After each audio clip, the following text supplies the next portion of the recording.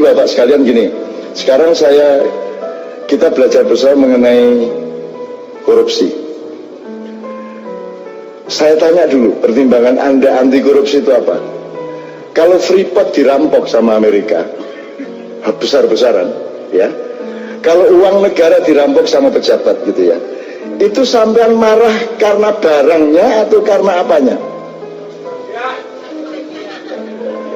Sebenarnya yang jelas, eman barangnya apa ora setuju kelakuane? Sing ndi? Sing nomor siji sing ndi? Gini, kalau barangnya berarti materialisme, tapi kalau kelakuannya berarti akhlak. Jadi kamu anti korupsi itu urusan eman barang apa urusan akhlak? Ayo coba cepat. Sekarang saya tanya, pernahkah ada orang ngomong anti korupsi dihubungkan sama akhlak? Baru malam hari ini. Semua orang anti korupsi karena eman barangnya kok dicolong, berarti dia adalah seorang materialis. Betul enggak? Nah barangnya PPN. Iki masalah itu barang, iki masalah akhlak kudu ditegakkan. Iki tak enggak ke sithik. Kowe percaya karo hukum ora? Oke, harus percaya sama hukum. Tapi ngene, apa kowe tau nyolong pitik? Ora tau kan? Oke. Kowe ora tau nyolong pitik, ora tau nyolong sapi, ora tau nyolong motor sak piturute. Apa kowe ngerti pasale? Apa pasalnya? Ngerti pasalnya enggak? Jadi kamu tidak nyuri ayam, tidak nyuri motor karena paham hukum atau tidak? Tidak. Tapi karena kamu punya akhlak, betul enggak? Sekarang saya tanya, lebih tinggi mana hukum dan akhlak? Jadi nomor satu akhlak. Jadi tidak boleh ngomong supremasi hukum. 99% rakyat itu tidak ngerti pasal hukum. Dan mereka tidak melakukan korupsi tidak karena hukum, tapi karena mereka punya akhlakul karimah. Betul tidak Pak? Nah, jadi jelas ya saya ini pertimbangannya ya. Saya pernah di zaman melarat biyen, aku ini melarat ning duwe sepeda siji dicolong wong, kurang ajar to kuwi. Wis setengah mati lho nyicil sepeda dicolong wong, akhirnya tak sepatani aku munggah ning dhuwur wulung pasar 40-an. Sopo nyolong sepedaku tak enteni sampai jam 2 awan, nek gak balik petor sikile, petot cangkeme. Tak wacake ayat. Ngene koyo wong gendeng kae. Bali lho Mas, jam 11 teko wong duku-duku karo ndredeg kae. Niki sepeda, wedi petot cangkeme ngene iki. Nah, singkat kata, pokok sing njupuk pitku, nggih. Pokoknya butuh pit, nggih, ngopo, kula nyambut damel adol teng Sleman. Jadi dari tempat saya Patangkulan ke Sleman itu kan jauh. Jadi ya butuh sepeda, jadi gue butuh sepeda. Nggih, gawe nyambut gawe nggih ya segawon ngono. Loh, terus pedot ngono kuwi. Terus petor sikil kula, ora nek kowe nyolong, kowe engko diazab Allah. Nek saiki kowe ora nyolong, saiki kowe wis tak kei. Kowe untuk rezeki, aku untuk berkah, bener lah. Jadi aku raiman sepeda, aku mengwedi bocah celaka. Jadi sapa wae sing korupsi ning Indonesia, aku raiman pira sing kolot. Sing aku wedi anakmu engko sok-sok cilaka. Kowe cilaka, keluargamu cilaka.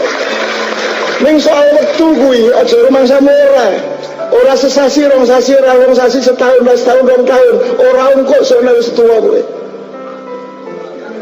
Ya ora pedot ya mbok. Itu ya. Oke, jadi saya kembalikan. Jadi ada 2 poin kita malam hari ini. Kita anti korupsi tidak karena kita membela barang, tapi karena akhlak. Nah Indonesia ini misalnya melarat ya ora apa-apa kok.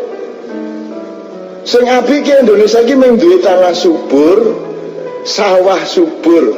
Tambangnya nek ora ono malah apik. Asline lho. Upamane ora ana batu bara, ora ana timah, ora ana emas, ora ana gas, malah apik, ora royokan, ora do maling. Saiki do maling kabeh mergo kokean bondo. Njur royokan, gitu loh. Jadi kadal fakru ayyakuna kufron melarat itu membawa kepada kekufuran, ternyata kaya juga membawa ke kufuran. Jadi tapi ya nggak mungkin terjadi wis kadung pancen sugih banget negarane awake dhewe. Ya wis ora apa-apa. Maka sekarang akhlaknya yang harus ditingkatkan, dan akhlak itu adalah output utama dari agama yang Pak Abdul maksudkan. Innama bu'ithu liutammima makarimal akhlak. Jadi agama itu bukan kowe iki serbanan pora, bukan kowe iki oke, sergep sembayang wis mesti. Ning dudu sembayangmu kuwi sing marake kowe apik agamamu. Apik nggo Allah, ning gurung karuan apik nggo menungso. Nek nggo menungso sing apik adalah akhlakmu piye. Kowe sergep sembayang nglonjor apik karo tanggamu, lembut karo wong liya gitu ya, sayang karo cah cilik. Output akhlaknya yang kita tunggu. Bahwa kamu sholat atau tidak sholat itu urusanmu sama Allah. Kan begitu? Tidak berarti sholat tidak penting, syariat mutlak penting dan wajib. Saya tidak akan membantah itu dan saya menganjurkan untuk dilakukan. Tetapi jangan lupa, jangan sholatmu sing kok pamer-pamer nang tanggamu, ojo kajimu sing kok tutu-tutuki karo wong liya, dudu zakatmu sing kok riak-riakke, kok pamrih-pamrihke, dudu posomu sing kok nek perlu poso malah kowe mangan awan-awan. Lu kok mangan? Aku bener ora ketara nek aku poso.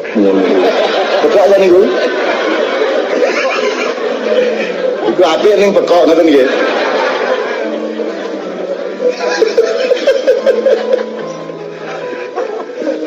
Nyeneng kayak kadang-kadang ana wong saking dhuwure ilmune niku ana sing ngomong aku iki ya Rasulullah mengatakan kalau tangan kananmu berbuat baik, jangan sampai tangan kirimu tahu. Kan gitu. Lagi repot lagi. Sampai-sampai kemudian kita arep ngekei duit wong kowe ndadak diwalik. Jadi ana wong ning mall kae, ning nggon apa kae undang-undangan mlaku dhewek kae. Eskalator kae mudhun njur kejegluk njegluk tiba tase apa utah duitnya sumebar diroyok wong oke, waduh duit kuntek nangis kayak padahal sengaja dia ingin beramal tapi jangan sampai diketahui bahwa dia beramal. Dongake tak dongake muga-muga kae wong kaya ngono kuwi. Jadi jangan sampai nek ngene kan nek misale kowe arep amal terus kene dotol kene terus enggak siji-siji ngono kan ketok nek umum kan gitu. Iki ora pura-pura tiba. Begitu duitnya diroyok wong akeh terus nangis, waduh piye iki aku kentekan duit gitu ya pura-pura. Padahal dia memang niat memberikan itu kepada orang banyak. Kuwi saking hati-hatine aja nganti wong ngerti nek dhewe berbuat baik. Sampai-sampai salat yang ngono aku tak sembayang ning aja nganti ngerti Gusti Allah. Lagi pekok tiga teko iki. Jadi Arab sembahyang Allah ngerti ora ya? Oh ngerti, was ngerti. Allah Maha tahu ya. Allah, waduh ngerti, usah sembahyang akhirnya sepanjang hidup ora sembahyang. Aku ini ingin sholat tapi tidak ingin diketahui siapa-siapa termasuk Allah. Akhirnya ora sholat. Lah Gusti Allah mengkira ingin mikir rumah sama aku seorang ngerti apa ya? Kan gitu. Jadi Bapak sekalian, ini sambil ngomong-ngomong seperti itu mudah-mudahan ilmunya jelas ya. Jadi kue ojo eman barang. Nek kue eman barang berarti Allah akan memberimu barang banyak. Mergo kue orang nyolongan, Allah akan memberimu kekayaan. Allah akan menitipkan barang itu kepadamu. Bener gak? Nek kue nyolongan, wes tongko mesti dititili karo malaikat. Kalau kamu orangnya tidak milik, tidak pandai terhadap benda, maka berarti kamu adalah orang yang bisa dipercaya untuk menjaga benda, betul enggak? Maka Allah akan memberimu rezeki banyak. Percaya tak gak? Nah, jalan wis ta ngono. Nah Indonesia iki susah. Kebon di serake kethek.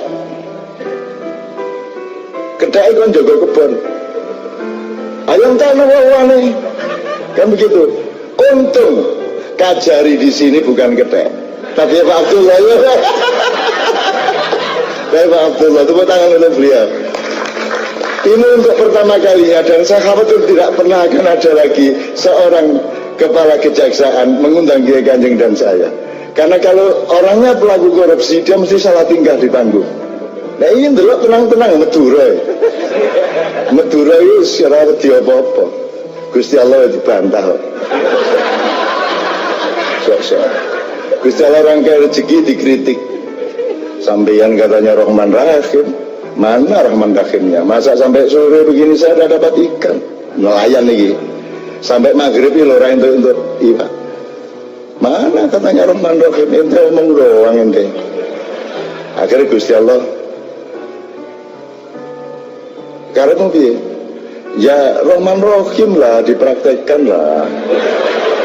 Ya kasih ikan 5 lah. Saya sama istri saya 2, anak saya 3, 5 kan cukup pulang ke rumah kan. Falam mama tabi, orang Yahudi itu unik. Wong dia benci kok naskah itu tetap disimpan. Terus kata Kabil Akbar, falam mama tabi fatahtu, ketika bapak saya meninggal, kotak ini tak buka. Faidan fihi nabiyun yakhruju akhir zaman. Di situ ada keterangan bahkan akan ada nabi yang keluar akhirat. Maulidu di Makkah, wa hijratu bil Madinah, wa sultanuhu di Syam. Kerajaannya itu di Syam. Bareng Kabul Akbar ini sebetulnya menangi Rasulullah SAW. Tapi dia nggak mau iman, karena Nabi itu nggak lengkap menurut dia. Ini Muhammad sudah benar lahirnya di Mekah, wafatnya di Madinah, tapi masih kurang satu, wa sultanuhu di Syam. Zaman itu Syria, Lebanon, Palestina masih di bawah pasukan salib, pasukan Nazaret. Jika dia mikir, katanya kerajaan Islam ada di Syam, ini kok Muhammad nggak jadi raja di Syam. Jika dia menunda imannya, yuakhiru Islam.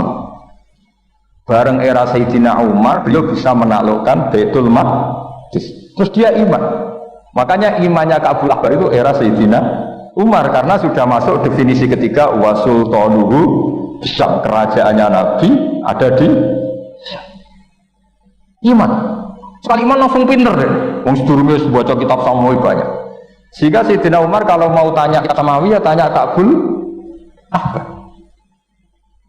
Karena beliau itu Nabi sudah benar maulidu di Makkah, wa hijratu bil Madinah, wa sultanuhu Syam. Rasulullah ketika wafat atau intaqala ila rafiqil ala itu belum menangi Islam naklukkan mana Palestina.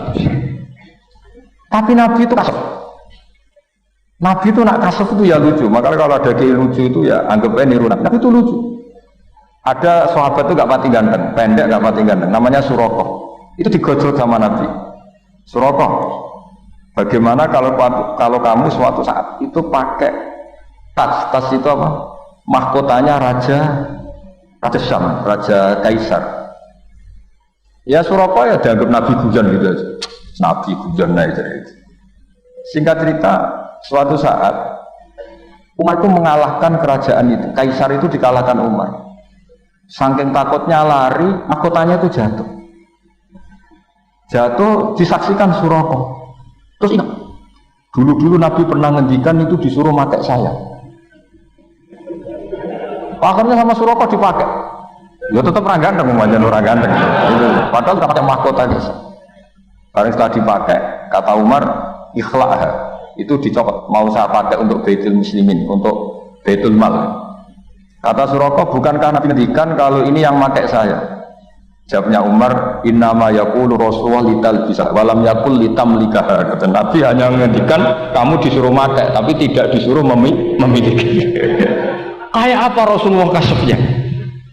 Itu kata orang-orang yang pernah ke Turki. Saya belum pernah ke Turki, tapi saya hafal hadis sahih ini. Itu ditulis di masjid Turki itu, la taftahunnal Konstantinia.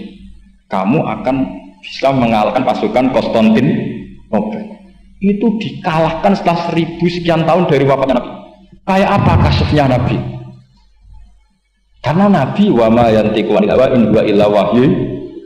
Coba kalau Nabi kayak pengamat, ngomong apa yang kira-kira terjadi? Wah itu kan mesti keliru semua karena berdasar akal. Tapi kalau Nabi berdasar apa? Kasuf. Kasuf itu satu kenyataan yang dipertontonkan oleh Subhanahu wa Ta'ala. Terus kedua, alamat Nabi itu pakai sandi. Sandi itu sesuatu yang enggak jelas tapi menjadi jelas bagi ahlinya.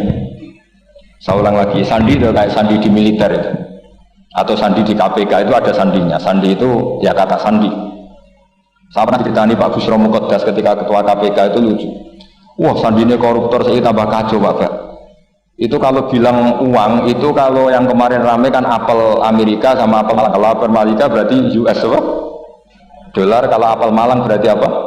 Rupiah. Setelah KPK tahu sandinya diganti Ustadz. Jadi koruptor kalau mau korupsi teman-temannya. Loh ini Ustadznya sudah siap loh, kamu gak ikut pengajian. Itu sempat penyakit KPK itu gak mau ngecek. Masa orang pengajian dicek. Ternyata ya gak ada acara pengajian. Ustadz itu maknanya uang. Koruptor saking ngerti itu disadap KPK itu sandinya gimana? Datang nggak ke sini, ini karena sudah siap, ini ada pengajian. Hampir KPK itu nggak ngecek karena pengajian, ustadznya sudah siap. Setelah digerebek ternyata ustadz itu sandi dari mana Pak? Uang, gak kurang ajar itu ustadz katanya. Jadi kalau di sini ditangkap KPK ustadz ini sudah. Ada Habibnya lagi, ada Habib Muhammad ini. Nah, Salman Al-Farisi itu pemikir, dia orang Persia. Di mana-mana orang Persia itu pemikir. Persia itu kalau sekarang ikut Iran. Itu dia ngaji lama sekali sama pendeta-pendeta itu. Kebetulan dia punya pendeta yang belum muharraf, belum muharrif atau belum muharraf. Kalau muharrif orangnya, kalau muharraf itu kitabnya atau bukunya. Setiap dia ngaji sama pendeta dikasih tahu, terus kecewa beberapa kali, hasil ketemu pendeta yang benar. Sudah, kamu tidak usah ngaji sama saya. Kamu datang saja ke Yasrib, ke Madinah, namanya Yasrib. Di situ Nabi akhir zaman sekarang sudah ada. Kan? Ini yang ngomong pendeta. Ya.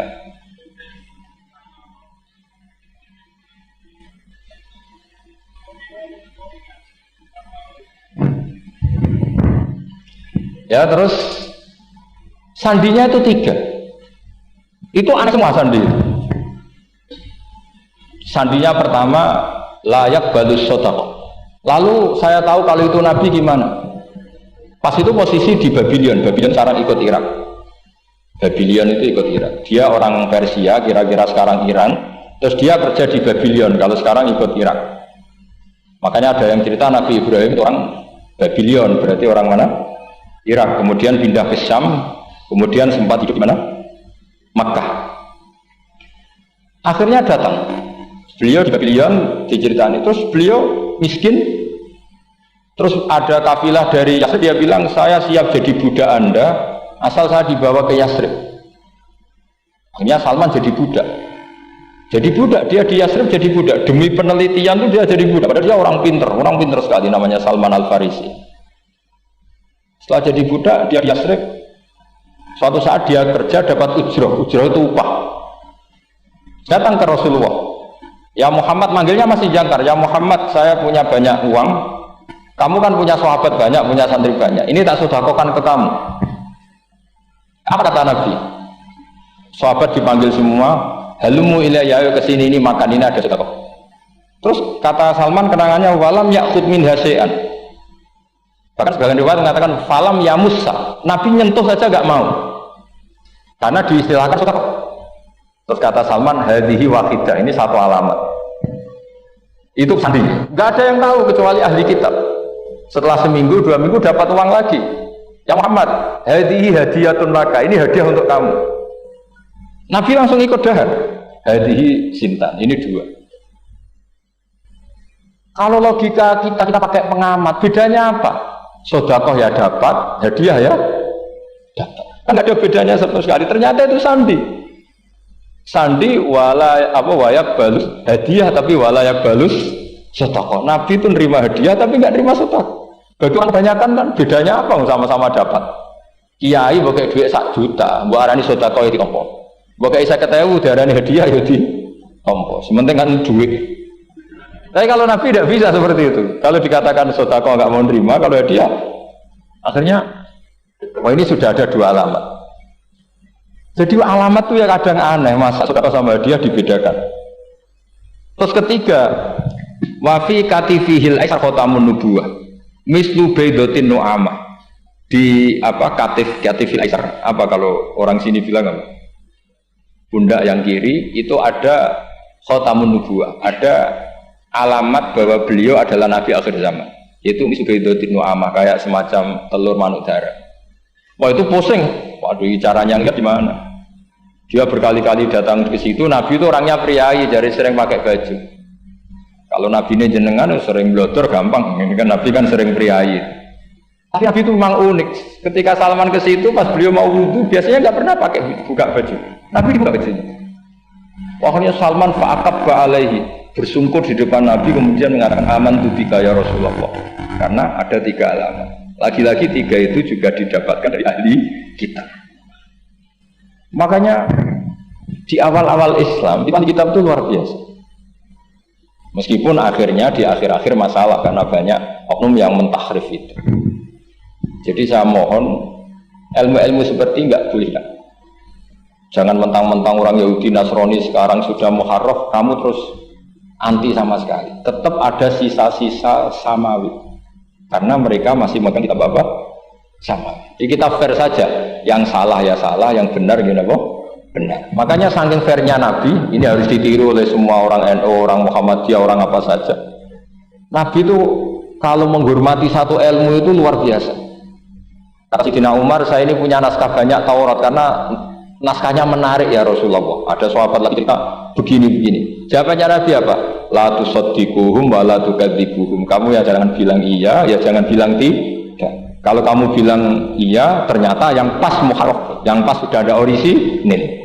Kamu bilang, wah itu bohong semua, ternyata ada yang masih orisinil. Kayak apa Rasul hati-hatinya? La tusaddiquhum wa la tukadzibuhum. Kalau sekarang enggak, orang ekstrem, pokoknya salah.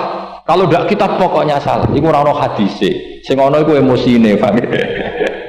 Jadi Nabi itu fair. Kalau sesuatu enggak mesti ya la tusaddiquhum wala tukadzibuhum. Kamu ya jangan bilang iya, ya jangan bilang tidak. Wa qulu amanna billahi wa ma unzila ilaihi. Jadi ini kebanggaan kita terhadap Rasulullah sallallahu alaihi wasallam. Terus persinggungan Nabi dengan Yahudi Nasrani itu unik. Terus diantara lagi yang ditulis itu wasolat kiblaten, dan Nabi pernah sholat di 2 kiblat. Ternyata betul. Kita tahu Nabi sholat di Ka'bah, ketika di Madinah diminta sama Allah disuruh sholat ke Baitul Maqdis, dan itu kiblatu Anbiya. Akhirnya orang Yahudi banyak yang iman karena sesuai definisinya wa annahu sholla al-kiblaten. Nah, alamat-alamat seperti ini orang sudah itu tidak berjanji. Itu fase betul menerangkan itu. Jadi saya bilang kalau simtud duror itu madainya isek luar biasa, brontonya Habib Ali. Sampai ketika beliau baca sholawat itu tidak kayak sampean. Sampean baca sholawat, sholawat isi tok wis tanhalu bil uqadu wa tanfariju bil qurabu wa tubdu bil hawa. Ijo sholawat sing kena nggo nyaur utang kabul kajate semuanya gitu. Sholawatnya sekali permintaannya panjang enggak. Kalau Habib Ali enggak, makanya saya suka sama sholat beliau. Sholatan yattasilu biha ruhul musolli alaihi. Dengan sholawat ini rohnya yang membaca sholawat sambung sama rohnya Rasulullah sallallahu alaihi wasallam. Barokahnya sambung menjadi mencintai. Barokahnya mencintai fayuk tabu ya binayatillah fi hisbi. Barokahnya mencintai ditulis termasuk umatnya Rasulullah sallallahu alaihi wasallam. Nah, sholawatnya sampean kan enggak seneng sing tanhalu bil uqad, semua problem hilang. Watan farjul kurab, semua kesusahan hilang. Waktu bil hawa cek kabul kajate. Waktu nalu bil kasil seneng-seneng. Wis pokoknya sudah. Saya itu ya kadang iskalnya sholawat isi kok jaluane cek akeh. Ya tapi itu tetap baik ya. Piro-piro tawasule mbek sholawat tapi kawi ngoten mawon nggih. Jadi tetap baik. Tapi ya ndak kelasnya yang sholatan ya tasga ruhul musolli alaihi. Ini sudah sholawat sek. Pokoke butuhe sambung aja. Nah, sampean butuhe kabul gak jadi tidak apa-apa lah. Kira-kira tawasul mbek sholawat ora mbek gunung kawi. Assalamualaikum warahmatullahi wabarakatuh.